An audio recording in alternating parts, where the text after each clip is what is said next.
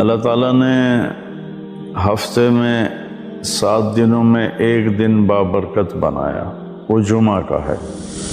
اس میں ایک گھڑی دعا کی قبولیت کی ہے، وہ چھپی ہوئی ہے۔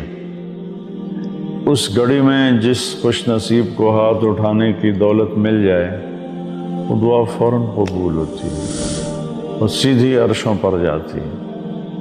علماء نے اس میں تحقیق کی، ہر ایک نے اپنے اپنے خیال کے مطابق۔